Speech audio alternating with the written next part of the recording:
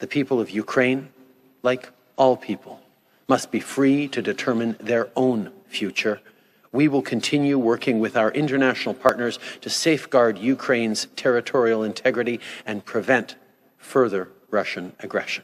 Justin Trudeau says he is standing up against authoritarianism and for democracy, and the world is laughing at him. Hi, I'm Brian Lilley, political columnist for the Toronto Sun.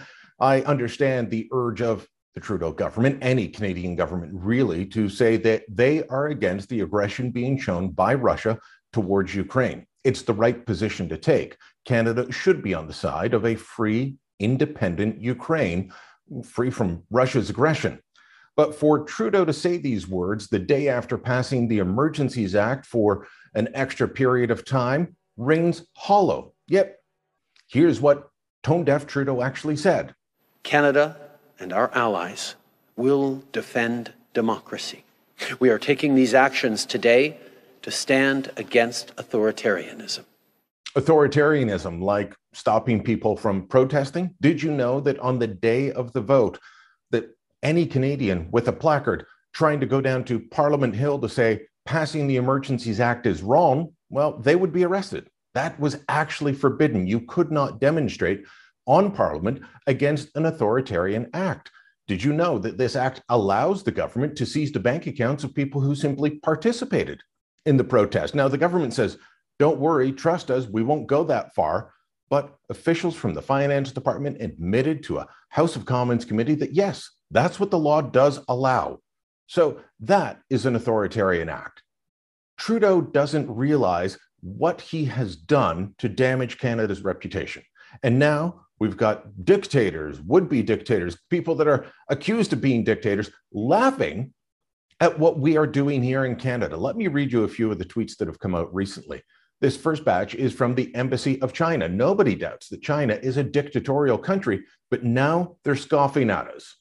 In a tweet thread, the Chinese embassy said over the past few days, the Canadian police used pepper spray, stun grenades, as well as batons to violently disperse Freedom Convoy demonstrators that had dominated downtown Ottawa.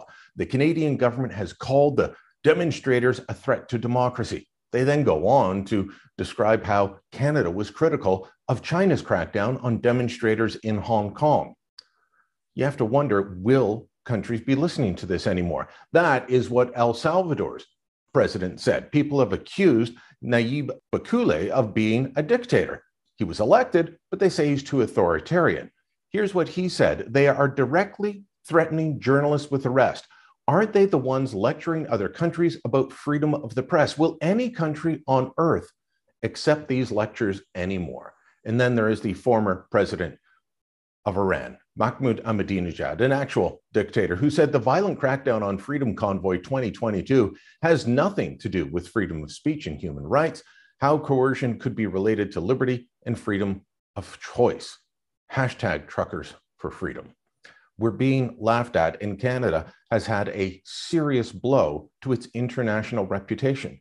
Seriously, how can we lecture other countries on freedom, on the rule of law, on not using authoritarian tactics to disperse protesters when that is what we have done? I'm not talking about the police. I'm talking about the sections of the Emergencies Act that go above and beyond what is needed. Justin Trudeau is a laughingstock on the international stage. He came to power saying Canada's back. Now we're just back of the line being laughed at by people that should be looking up to us as an example for the rest of the world. Let us know what you think. Share this on social media. Drop a comment down below. And don't forget to subscribe to our channel.